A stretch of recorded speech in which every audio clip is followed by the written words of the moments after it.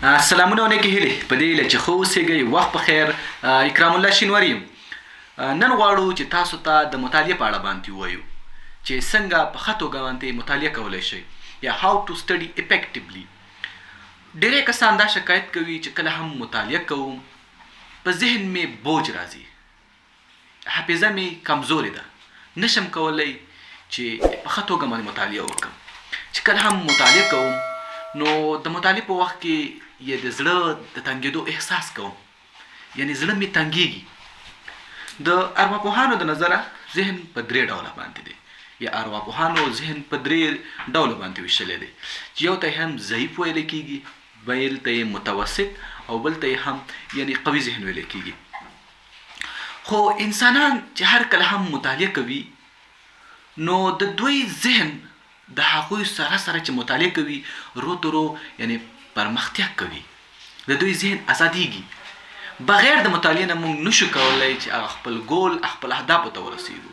نو هر کله هم چې موږ غواړو چې باید خپل اهدافو ته ورسېږو، خپل هغه ګول ترلاسه کړو، نو موږ مجبور یو چې تر څو مطالعه وکړو، په هغه موضوع کې ځان پوره وپوهوو، تر څو پورې چې هغه کوم ګول موږ ځان ته سیټ کړي وي هغه حاصل کړو. هغه څانګه یا هغه اهداف چې غواړو یې موږ یې حاصل کړو نو موږ باید مطالعه وکړو.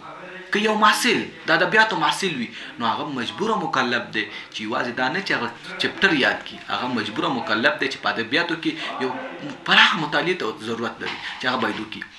موږ ولې مطالعه نشو کولی؟ موږ د خپل شوق مطابق مطالعه نه کوو. موږ زیاتره هغه کتابونه مطالعه کوو چې زموږ مسلک پورې مربوط نه وي. موږ زیاتره هغه کتابونه مطالعه کوو چې د هغه لیکوال نه پیژنو، او موږ زیاتره هغه کتابونه مطالعه کوو چې موږ یې په اړه نه پوهیږو. نو هر کله چې موږ مطالعه کوو موږ باید اول په دې باندې وپوهیږو چې آیا دا مطالعه زه کوم دا زما په درد خوري او که نه مې خوري. نو د خپل مسلک مطابق باید موږ مطالعه وکړو. خو مخکې له دې چې زه تاسو ته ووایم چې څنګه کولی شو چې په ښه توګه مطالعه وکړو او په کوم وخت کې موږ باید مطالعه وکړو، مخکې له دې چې زه تاسو ته ووایم چې څنګه په ښه توګه مطالعه کولی شو او په کوم وخت کې ترسره کولی شو، نو له تاسو هیله ده چې زموږ یوټیوب چینل سبسکرایب کړئ او نورو ملګرو ته یې هم ورسوئ. هر کله چې موږ هم مطالعه کوو نو باید په چوکۍ کښېنو، داسې په یو ځای کې کښېنو چې هلته موږ ځان ارامه احساسوو. داسې باید موږ ونه کړو چې هر کله موږ مطالعه کوو یا باید پرېوځو یا د کتاب د پاسه سملو. موږ چې هر کله هم مطالعه کوو داسې یو منظم کښېنو چې زموږ د یو ښه احساس وکړو، او له کتاب له ځان څخه باید ډېر جوخ ونه نیسو چې داسې مخې ته نیولی. هر کله چې موږ مطالعه کوو نو کتاب باید له موږ څخه یعنې 10 نه نیولې تر 40 سانتي متره پورې د ځان څخه لرې ونیسو، یعنې چې په ښه توګه باندې موږ مطالعه وکړو.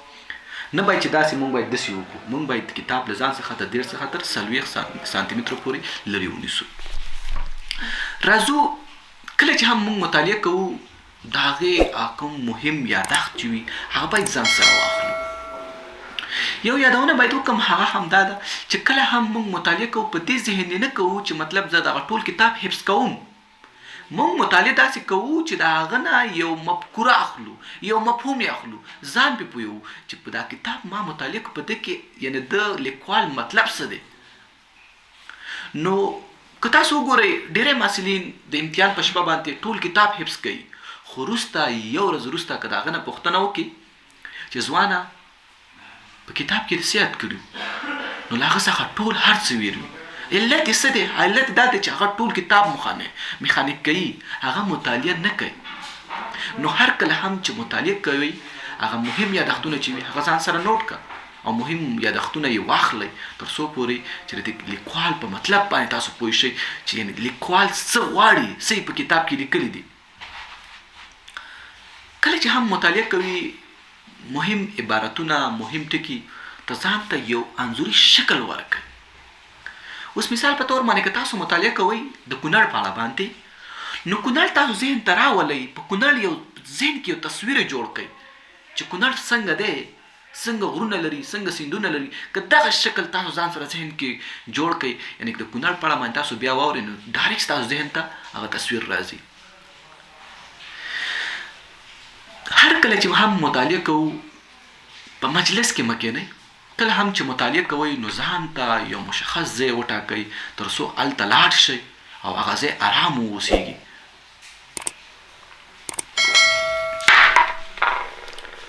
د مطالعه په وخت کې د موسیقي اوریدلو څخه باید جدا ډډه وشي. کله هم چې تاسو مطالعه کوئ، کله هم چې د مطالعه لپاره ووتلی، نو موبایل مو خاموشه کړئ. که چېرته لیپټاپ ته ناست یئ نو لیپټاپ مو بند کړئ، تر څو پورې د موسیقي اوریدلو ستاسو ذهن د موسیقي د اوریدلو نه راوګرځي او ټول ذهن، ټول کنټرول، ټول هر څه مو په کتاب باندې مو ټول تمرکز وشي، نو تاسو کولی شئ چې بیا یو ښه مطالعه وکړئ. وختي مې هم وویل امتحان په شپه باندې ته موږ مطالعه نشو ویلی. مطالعه هغه ده چې ته د خپل زړه نه یې کوې، یعنې ته پکې یو میسج دپاره مطالعه کوې. د خوراک په وخت کې هم مطالعه مه کوئ، ځکه ستاسو ټول تمرکز، ستاسو ذهن ټول تمرکز په خوراک وي، نو د خوراک په وخت کې هم مطالعه مه کوئ. هر کله چې هم مطالعه کوئ نو کم از کم اتلیست یو هاور وروسته، یو ساعت وروسته، یو 15 منټه، یو 10 منټه، یعنې ذهنن آرام هم کوئ، تر څو پورې یو وقفه تاسو وکړئ چې یو څه ذهن مو آرام شي. دې سره هر کله چې مطالعه کوئ نو د خوب په ځای کې یعنې مطالعه مه کوئ. د مطالعې لپاره ځان ته یو مشخصا ځای وټاکئ چې زه به دې ځای کې راځم، هلته به کتابونه ستاسو پراته وي، یو د مطالعې هغه سیسټم به مو ځان ته برابر کړی وي، نو هلته کښېنئ یو په آرام ذهن باندې خپله مطالعه وکړئ. نو هر کله چې هم مطالعه کوئ د خوب په ځای کې مه کوئ، ځکه چې د خوب په ځای کې کښېناستئ نو بیا خو تاسو خوب کوئ او بیا خو موږ ته خوب راځي، نو بیا موږ مطالعه نه کوو. اوس راځو هغه کومې لارې دي چې د عملي کولو سره یې موږ وتوانیږو چې تر څو مطالعې څخه اوچت نشو، او یعنې موږ مطالعې ته داسې کینو چې بیخي زړه مو ترې ونیسي چې تر څو مطالعې نه اوچت شو. لومړی خو باید هر کله چې کتاب راخلئ مطالعه کوئ نو خپل جسنن یعنې ذهنن او جسمن تاسو دې ته اماده اوسېږئ چې زه مطالعې ته ناست یم او مطالعه کوم. هر کله چې تاسو مطالعه کوئ نو تاسو به یو انګیزه موجوده وي چې زه مطالعه کوم، د هغه مطالعې انګیزه باید تاسو سره موجوده اوسېږي.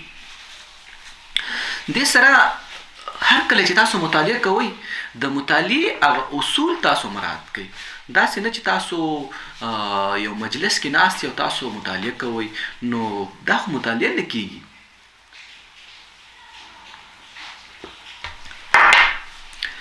هر کله چې یو کتاب مطالعه کوئ نو د ټولو نه اهمه دا ده چې تاسو د هغه کتاب لیکوال او د کتاب محتوا وپېژنئ، چې کتاب څوک دی، چې دا کتاب چا لیکلی دی او د ده هغه اهم مقصد څه دی.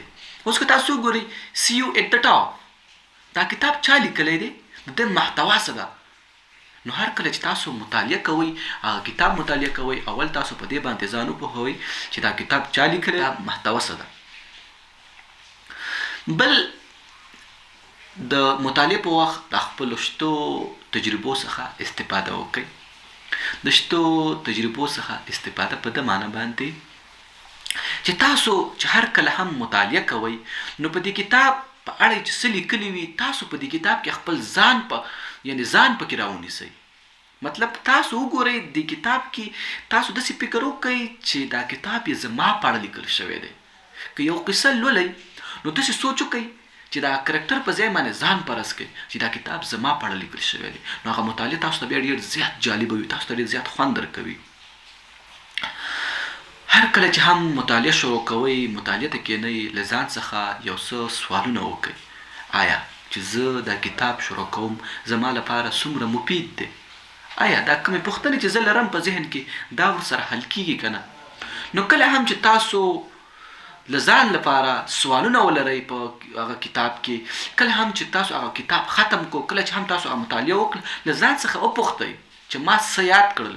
له ځان څخه یو څو پوښتنې وکړئ چې آیا د کتاب لوستلو سره ما څه یاد کړل.